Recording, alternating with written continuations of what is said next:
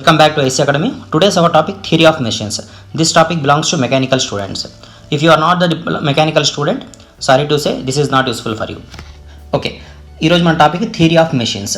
Theory of machines మనకు 5th సెమిస్టర్లో వచ్చే subject, most important subject and easiest subject. మనకు రిమైనింగ్ అన్ని సబ్జెక్ట్స్తో చూస్తే easiest topic.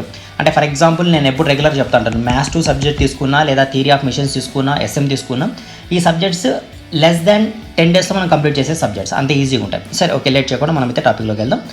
Next question. Next చూస్తే ఫస్ట్ మనం దీనికి సంబంధించిన సిలబస్ ఒకసారి చూద్దాం.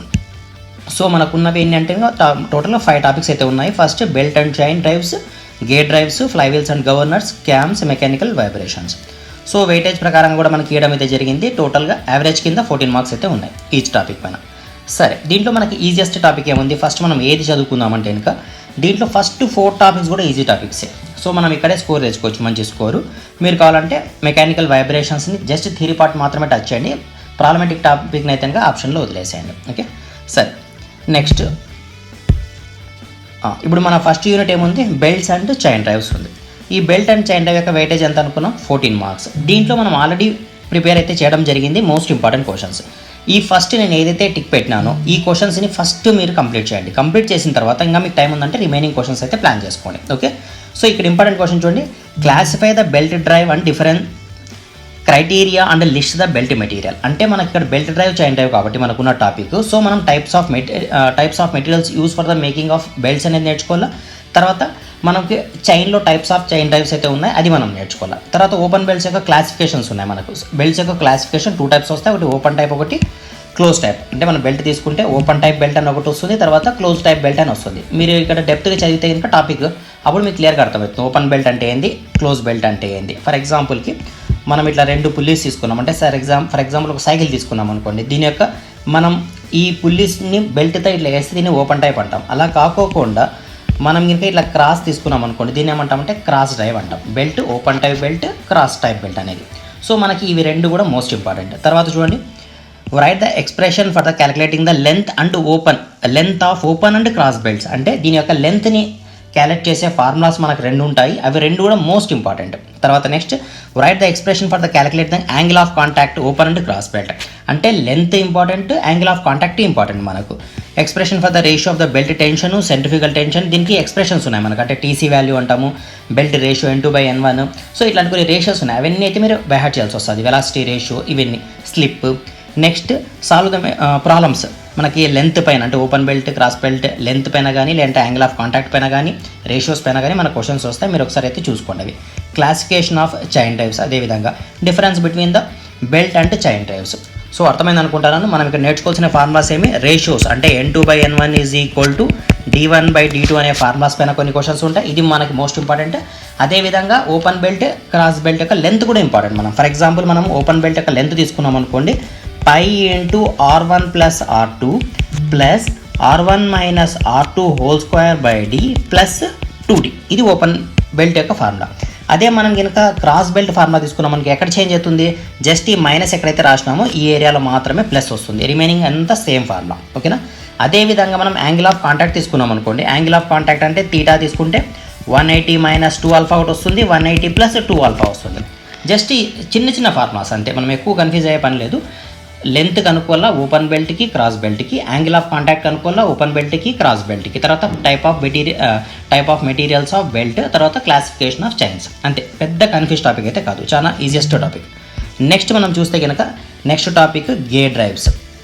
సో దీని వెయిటేజ్ చూస్తే దీని వెయిటేజ్ కూడా సేమ్ 14 మార్క్స్ ఉంది మనకు.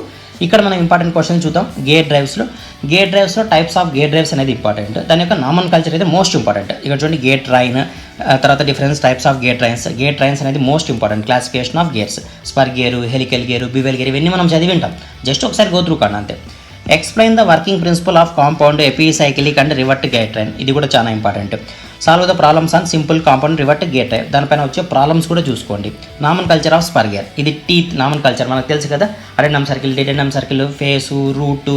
సో ఇవన్నీ pitch point, pitch circle, diameter circle, most important terminology, ఇవన్నీ చూసుకోండి. 100% వచ్చే ఛాన్సెస్ ఉన్న క్వశ్చన్.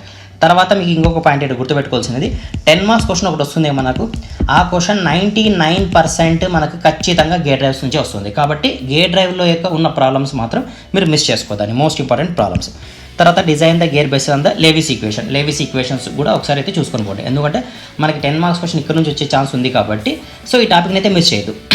సార్ సారీ, దీంట్లో మనకు నంబర్ ఆఫ్ క్వశ్చన్స్ ఉన్నాయా, నంబర్ ఆఫ్ మెథడ్స్ ఉన్నాయంటే ఏం లేవు. దీంట్లో కూడా చాలా ఈజీ టాపిక్స్. N2/N1 = D1/D2 ఎట్లయితే వచ్చిందో మనకి ఇంతకుముందు కేసులో, సో ఇక్కడ ఏమైందంటే జస్ట్ వేరియేషన్ అవుతుంది. అంటే ఎగ్జాంపుల్కి N2/N1 అక్కడ D1/D2 రాసింటాం, ఇక్కడ ఏం రాస్తాము T1/T2 రాస్తాం. ఎందుకు సార్ అక్కడ D1/D2 రాసామంటే అక్కడ డయామీటర్ గురించి మాట్లాడుతున్నాం, మరి ఇక్కడ ఏం మాట్లాడుతున్నాం సార్ అంటే టీత్ గురించి మాట్లాడుతున్నాం. ఎందుకు, ఇది గేర్ ట్రైన్ కదా, సో టీత్ గురించి మాట్లాడుతున్నాం. సో ఈ విధంగా మనం గేర్ రేషియోస్ నీట్గా నేర్చుకోండి. వెలాసిటీ రేషియో, గేర్ రేషియో ఏదైనా నచ్చుది మనం. అదేవిధంగా మనకి ఇక్కడ వచ్చే టర్మినాలజీ ఏముందంటే పిచ్ సర్కిల్ అని ఒకటి వస్తుంది, పిచ్ సర్కిల్, డయామీటర్ సర్కిల్, తర్వాత మాడ్యూల్ అని, డిడెండం అని, అడెండం అని, ఈ టర్మినాలజీ అన్నీ చూసుకోండి. అన్నీ మీకు కవర్ అవుతాయి ఇక్కడ స్పర్ గేర్స్లో అయితే అన్నీ కవర్ అవుతాయి. ఓకే, సో ఈ టిక్ చేసిన టాపిక్స్ ఫస్ట్ చదవండి, టైం ఉందంటే నెక్స్ట్ టాపిక్స్కి వెళ్ళిపోండి. సరే, ఫ్లై వీల్స్ అండ్ గవర్నర్స్, దీని వెయిటేజ్ చూద్దాం అనుకుంటే దీని వెయిటేజ్ కూడా కామన్ 14 మార్క్స్ ఉంది. మనం ఇక్కడ ఇంపార్టెంట్ క్వశ్చన్స్ ఏమనుకున్నాం, explain the terms of related to fly wheels. So మనం ఇక్కడ అర్థం చేసుకోవాల్సింది ఏముంది, 2 టాపిక్స్ అయితే మనం ఖచ్చితంగా నేర్చుకోవాలి. ఒకటి ఏంటి, flywheel and governors. So మనం ఫ్లై వీల్ గురించి చూస్తే కనుక ఫ్లై వీల్స్ టైప్స్, గవర్నర్ యొక్క టైప్స్, ఫ్లై వీల్ యొక్క పర్పస్, గవర్నర్ యొక్క purpose, difference between the flywheel and governor, ఇంతే దీంట్లో వచ్చే మనకు topics. Example, what is the flywheel? The function of flywheel is to reduce the fluctuation of energy and to make the flow of energy uniformly. అంటే మనం regulate చేస్తుంది, కాన్స్టెంట్గా యూనిఫామ్గా ఇచ్చేదాన్ని ఏమంటున్నాం, ఫ్లై వీల్ అంటున్నాం. మరి గవర్నర్ అంటే ఏం సార్ అంటే, governor control the speed of the energy or other machine by regulating the fuel or power supply. అంటే మనం ఫ్యూయల్ని ఇచ్చుకుంటూ, లేదంటే కనుక దానికి సంబంధించిన ఇన్పుట్ని తగ్గించుకుంటూ, పెంచుకుంటూ దాన్ని ఇంకా కాన్స్టెంట్గా మెయింటైన్ చేసేదాన్ని ఏమంటున్నాం, గవర్నర్ అంటున్నాం. క్లియర్ కదా రెండింటి మధ్య ఉన్న డిఫరెన్స్? సరే, దీంట్లో ఇంపార్టెంట్ క్వశ్చన్స్ ఏమున్నాయి సార్? సో మీకు ఆల్రెడీ అర్థమైంది, ఫ్లై వీల్, గవర్నర్, దాని డెఫినేషన్, డిఫరెన్సెస్, టైప్స్. తర్వాత మనకి ఇక్కడ ఏమేమి వస్తాయంటే కనుక డిఫైన్ ద టర్మినాలజీ. ఈ టర్మినాలజీ అయితే most important. Sensitivity, stabiliser, stability, hunting, effort of power governing. తర్వాత ఈ క్వశ్చన్ కూడా ఇంపార్టెంట్ కొంచెం మనకి, మాస్ మొమెంటమ్ ఆఫ్ ఎనర్జీ కూడా అడుగుతూ ఉంటాడు. సో ఇంకా మనం చూస్తే కనుక ఇక్కడ coefficient of fluctuation of energy అంటే ఏంది, ఆ తర్వాత energy stored in the flywheel, తర్వాత దీనికి సంబంధించిన డెరివేషన్స్ కూడా, ఇవన్నీ కూడా ఇంపార్టెంట్. ఇవి చదివి చూసుకోండి ఒకసారి, difference between the governor and flywheel. Already మనం అయితే ప్రీవియస్గా చెప్పడం జరిగింది. సో ఇది కూడా మనకి రెగ్యులర్గా అడిగే క్వశ్చన్స్. సో దాన్ని అయితే ఒకసారి క్లియర్గా చెక్ చేసుకోండి. ఓకే, నెక్స్ట్ టాపిక్ చూస్తే నెక్స్ట్ ఏముంది మనకు, క్యామ్స్. సో దీని యొక్క వెయిటేజ్ కూడా మనకు ఆల్రెడీ మనం ప్రీవియస్గా డిస్కస్ చేసినట్లే 14 మార్క్స్ అయితే ఉంది. సో ఫస్ట్ ఆఫ్ ఆల్ ఏమడుతాడు, ఈ టాపిక్ నుంచి ఏమొచ్చే ఛాన్సెస్ ఉంటాయి మనకు, క్యామ్స్, టైప్స్ ఆఫ్ క్యామ్స్, లేదంటే ఇంకా ఇక్కడ యూజ్ అయ్యే పార్ట్స్ ఏమేమి ఉన్నాయి. ఫర్ ఎగ్జాంపుల్ మనం ఇక్కడ చూస్తే ఇంకా ఏమేమి వస్తాయి, క్యామ్స్ ఒకటి వస్తుంది, తర్వాత ఫాలోయర్ ఒకటి వస్తుంది, తర్వాత ఫ్రేమ్ అనేది ఒకటి వస్తుంది. ఇవి 3 టర్మ్స్ వస్తాయి అంతే. వాట్ ఈస్ ద క్యామ్ అంటే, it is the mechanical device which convert the rotary energy into oscillating energy. ఎందుకు తెలుసు కదా మనకు. ఫర్ ఎగ్జాంపుల్ మనం ఒక క్యామ్ తీసుకున్నాము, దీనిపైన ఒక ఫ్రేమ్ ఉంటుంది, ఇది రోటరీ ఎనర్జీని ఆసిలేటింగ్ ఎనర్జీగా మారుస్తూ ఉంటుంది. ఎగ్జాంపుల్కి ఇది రోటరీ ఎనర్జీ, ఇక్కడ ఆసిలేటింగ్గా మారుస్తూ ఉంటుంది. కాబట్టి మనం దీని ఏమంటున్నాం, it is a mechanical device which convert the rotary energy into oscillating energy. Okay, సరే, దానికి యూజ్ అయ్యేది ఎవరంటే ఫాలోయర్. ఈ టర్మ్ పేరు ఫాలోయర్, ఇది క్యామ్. వీటిని పట్టుకొని ఉండేవాడి పేరు ఏం పేరు, ఫ్రేమ్, సింపుల్గా చెప్పాలంటే. ఇంకా సరే, ఇక్కడ మనము దీని యొక్క డ్రాయింగ్స్ అయితే మోస్ట్ ఇంపార్టెంట్. క్యామ్ యొక్క క్యామ్ ప్రొఫైల్ ఎట్లా డ్రా చేస్తాం అనేది మోస్ట్ ఇంపార్టెంట్. సో అది డ్రా చేసేకి డిస్ప్లేస్మెంట్ డయాగ్రామ్స్ మోస్ట్ యూస్ఫుల్గా ఉంటాయి మనకు, అంటే దాని ద్వారానే వేయాల్సి వస్తుంది క్యామ్ డయాగ్రామ్ అనేది. సో దాంట్లో చూసాక యూనిఫామ్ వెలాసిటీ ఒకటి, సింపుల్ హార్మోనిక్ మోషన్ ఒకటి, యూనిఫామ్ యాక్సిలరేషన్ అండ్ రిటార్డేషన్ ఒకటి. యూనిఫామ్ వెలాసిటీ అంటే ఏంటంటే కనుక మీరు డయాగ్రామ్ చూస్తే కనుక ఈ టైప్లో ఉంటుంది డయాగ్రామ్. అదే సింపుల్ హార్మోనిక్ మోషన్ డయాగ్రామ్ చూస్తే కనుక గుర్తుందా, ఇక్కడ మనం పార్ట్స్ చేసుకుంటాము, ఈ పార్ట్ చేసుకొని ఇక్కడ ఎక్స్టెన్షన్ చేస్తాము, ఈ విధంగా తీసుకొని పోతాం. అదే యూనిఫామ్ యాక్సిలరేషన్ అండ్ రిటార్డేషన్ చూసామనుకోండి, ఇక్కడ మనం ఫర్ ఎగ్జాంపుల్ డ్రాయింగ్లో మీరు ఇంకా ellipse, rectangle method by ellipse చూసినా, హైపర్బోలా చూసినా కూడా ఎట్లయితే డ్రా చేస్తామో అదే విధంగా డ్రా చేసుకుంటూ పోతాం. సో ఇక్కడైతే మనకు 3 టర్మినాలజీ వచ్చి ఉంటాయి, గుర్తుందా మీకు? ఒకటి రైజ్ అని ఒకటి, తర్వాత డ్వెల్ అని ఒకటి, ఫాల్ ఒకటి. రైజ్ అంటే పైకి పోవడము, డ్వెల్ అంటే అక్కడే ఉండడము, ఫాల్ అంటే కిందికి రావడం. ఈ సీక్వెన్సీ పైన మన క్వశ్చన్స్ అయితే ఇచ్చింటాడు. సో మనం ఒకటే వీడియోలో ఇదంతా డీటెయిల్గా అయితే చెప్పలేము కాబట్టి జస్ట్ మీకు ఒక రివ్యూ లాగా చెప్తున్నాను. దీని బేస్ పైన మీరు వర్కౌట్ చేయండి, టెస్ట్ చూసి, లేదంటే ఏదైనా వీడియోస్ చూసన్నా కూడా. ఓకే, సరే, నెక్స్ట్ టాపిక్ ఏముంది మనకు, దీని వెయిటేజ్ ఎంత? దీని వెయిటేజ్ కూడా సేమ్ 14 మార్క్స్ ఉంది. Mechanical vibrations. మనం స్టార్టింగ్లో ఏమనుకున్నామంటే వైబ్రేషన్స్ అనే టాపిక్ని ఆప్షన్ కింద వదిలేద్దాం అనుకున్నాం. ఓకేనా, ఎందుకంటే కనుక మనకి ఇక్కడ ఆప్షన్ ఉంటుంది, ఇది వదిలేసినా కూడా మనకి ఇబ్బంది కాదు. అంటే మీరు 80 అవుట్ ఆఫ్ 80 తెచ్చుకోవాలనుకున్నా కూడా మీరు కనుక వైబ్రేషన్స్ యొక్క ఈ టాపిక్ని మీరు థియరీ పార్ట్ చదవండి, ఈజీ ఉంటుంది కాబట్టి. ప్రాబ్లమేటిక్ పార్ట్ని వదిలేసినా కూడా మీకు అంత ఇబ్బంది రాదు. అంటే మీరు అవుట్ ఆఫ్ 80 తెచ్చుకోవాలనుకున్నా కూడా మీకు ఇబ్బంది అయితే రాదు. ఓకేనా, సరే, దీంట్లో అయితే ఇంపార్టెంట్ క్వశ్చన్స్ నేను టిక్ చేయడం జరిగింది. వైబ్రేషన్స్, అసలు వైబ్రేషన్ అంటే ఏంది, దాంట్లో టైప్స్ ఆఫ్ వైబ్రేషన్స్, ఫ్రీక్వెన్సీ అంటే ఏంది, టైం పీరియడ్ అంటే ఏంది, యాంప్లిట్యూడ్ అంటే ఏంది, ఇవన్నీ మనకి ఎక్కడైనా వచ్చింటాయి ఫిజిక్స్లో వచ్చింటాయి. సింపుల్ హార్మోనిక్ మోషన్, అక్కడ ఆ టాపిక్ని కొంచెం చదువుకొని మీరు ఇక్కడికి రండి, అప్పుడు మీకు ఈజీగా అర్థమవుతుంది. మనం ఎగ్జామ్లో కూడా బాగా దీన్ని ఎలాబరేట్ చేసి ఎగ్జామ్లో రాయగలుగుతాం. తర్వాత mechanical vibrations, different types of vibrations, దాని యొక్క నామన్ కల్చర్ ఏంటి అనేదంతా ఇంపార్టెంట్. మీకైతే ఇక్కడ టిక్ చేయడం జరిగింది నేను ఇంపార్టెంట్ క్వశ్చన్స్. మీరు కావాలనుకుంటే స్క్రీన్ షాట్ తీసుకోండి. ఇది లేదు సార్ ఇది క్వశ్చన్స్ అనేవి మాకు డీటెయిల్గా కావాలనుకుంటే జస్ట్ ఏం లేదు, ఇన్స్టిట్యూట్ నెంబర్ ఉంది కదా మీతో, ఆ నెంబర్కి ఒకసారి మెసేజ్ పెట్టండి, మీకు ఈ పీడిఎఫ్ని కావాలంటే మీకు షేర్ చేస్తాను. ఓకే సరే, నెక్స్ట్ మీకు ఒక ప్రీవియస్ క్వశ్చన్ పేపర్ కూడా అయితే అప్లోడ్ చేయడం జరిగింది డిసెంబర్ 2022లో. ఇవన్నీ మనం ఏదైతే డిస్కస్ చేసామో అవే క్వశ్చన్సే ఉంటాయి, జస్ట్ మీకు రెఫరెన్స్ కోసం వేయడం జరిగింది అంతే. ఇవన్నీ మీకు కావాలంటే నేను వాట్సాప్లో షేర్ చేస్తానండి, మీరు స్క్రీన్ షాట్ తీసుకొని మరి ఇమేజెస్ ఎక్కువైపోయి కన్ఫ్యూజ్ అయ్యే పని లేదు, నేను మీకు షేర్ చేస్తాను వాట్సాప్లో. ఓకే సరే, మన తమ్లైన్ గురించి చూస్తే మనం ఏం డిస్కస్ చేసినాం దీంట్లో, మనం ఇచ్చింది ఏం తమ్లైన్లో weightage of marks. So weightage అర్థమైంటుంది అనుకుంటాను మీకు. దీంట్లో important question, second point important questions కూడా మీకు టిక్ చేయడం జరిగింది, అది మీతో షేర్ చేసుకుంటానని కూడా చెప్పినాను. Next preparation strategy. సో ఇప్పుడు మనకు వచ్చే డౌట్ ఏమంటే, మనకున్నది 10 డేసే కదా సార్, టైం డ్యూరేషన్ 10 డేసే ఉంది కదా, ఎట్లా చదవాలా? ఒకటే గుర్తుపెట్టుకోండి, మన డిప్లొమా సబ్జెక్ట్స్ మనం పాస్ అయ్యేకి 10 డేస్ అనేది మోర్ దాన్ ఎనఫ్. సో మీరు మా ఇమేజెస్ చూస్తే కనుక జస్ట్ 21 క్లాసెస్ అని పెట్టింటాం. 21 క్లాసెస్ అంటే ఏంది అంటే డైలీ ఒక 1 అవర్ డిస్కస్ చేసుకున్న 21 అవర్స్ లోపల సబ్జెక్ట్ అయిపోతుందని దాని మీనింగ్. ఫర్ ఎగ్జాంపుల్ మనం డైలీ 2 అవర్స్ ప్లాన్ చేసుకున్నాం అనుకోండి, 10 డేస్లో సబ్జెక్ట్ అయిపోతుంది. సబ్జెక్ట్ అంటే ఊరికి చెప్పడం కాదు, పైన కంప్లీట్గా మీకు అర్థమవుతుంది, 100% సిలబస్ కవర్ అవుతూ. ఓకే, ఎందుకంటే ఇది మనం ఈరోజుది కాదు, మనం కొన్ని సంవత్సరాల నుండి జరుగుతున్న ప్రాసెస్ కాబట్టి. సో ఇది చాలా ఈజియెస్ట్ పార్ట్ మనకు. సరే, ఇప్పుడు మీరు ప్రిపేర్ కావాలంటే ఎట్లా ప్రిపేర్ కావాలి? ఫర్ ఎగ్జాంపుల్ మీకు కోచింగ్ అవసరం లేదు, జస్ట్ గైడెన్స్ కావాలనుకోండి, మెసేజ్ చేయండి. మెసేజ్ చేస్తే మీకు ఏమైనా గైడెన్స్ కావాలంటే నేను షేర్ చేస్తాను. మీరే ఓన్గా ప్రిపేర్ కావాలనుకున్నారు, 9 డేస్ అని పెట్టినారు కదా సార్, 9 డేస్లో ఎట్లా ప్రిపేర్ కావచ్చు మనం? ఫర్ ఎగ్జాంపుల్ 9 డేస్లో ఎట్లా ప్రిపేర్ కావాలంటే, మొత్తం మనకి ఎన్ని టాపిక్స్ ఉన్నాయి? 1 2 3 4 5 యూనిట్స్ ఉన్నాయి మనకు. ఓకేనా, టోటల్గా 5 యూనిట్స్ ఉన్నాయి. మీరు డైలీ ఏం చేస్తారంటే, డైలీ 2 అవర్స్ ప్లాన్ చేసుకోండి చదువుకునే దానికోసం. ఈరోజు ఏం చేస్తారంటే, ఫస్ట్ యూనిట్ కంప్లీట్ చేయండి, ఒక 2 అవర్స్. ఇంకా వేరేది ఏంటి పెట్టుకోదు, సెల్ పెట్టుకోవద్దు, మొబైల్ పెట్టుకోవద్దు, ఏం పెట్టుకోవద్దు. ఓకే, డైరెక్ట్ 2 అవర్స్ కూర్చోండి, బుక్ మాత్రం పెట్టుకోండి. ఆ బుక్ పట్టుకొని చదివే టైంలో మీరు యూట్యూబ్ చూడొద్దండి. యూట్యూబ్ చూసే టైం వేరే ఉండాలా, మీరు చదువుకునే టైం వేరే ఉండాలి. ఓకే, ఆ చదువుకునేటప్పుడు ఓన్లీ బుక్స్ మాత్రమే ఉండాలి, మీతో వేరేది ఉండకూడదు. అంటే మొబైల్ ఉండకూడదు, యూట్యూబ్ చూసుకుంటా, కామెంట్ చేసుకుంటా, షేర్ చేసుకుంటా, ఇదంతా వద్దు, టైం వేస్ట్ వద్దు. ఓకే సరే, టెక్స్ట్ బుక్స్ మాత్రమే చూసుకొని ముందర పెట్టుకోండి. 2 అవర్స్ స్ట్రిక్ట్గా, 2 అవర్స్లో ఫస్ట్ యూనిట్ కంప్లీట్ చేయండి, అంటే డే 1. ఓకేనా, మనం ఇక్కడ డే వైజ్గా రాసుకుంటా పోతే ఫస్ట్ డే ఏం చేసినాము, ఫస్ట్ యూనిట్ కంప్లీట్ చేసినాం. డే సెకండ్ యూనిట్ కంప్లీట్ చేసినాం. డే థర్డ్ యూనిట్, అంటే 2 అవర్స్లో ఆ టాపిక్ యూనిట్ అయిపోతుందా సార్ అంటే ఖచ్చితంగా అయిపోతుంది, 100% అంటే డౌటే లేదు.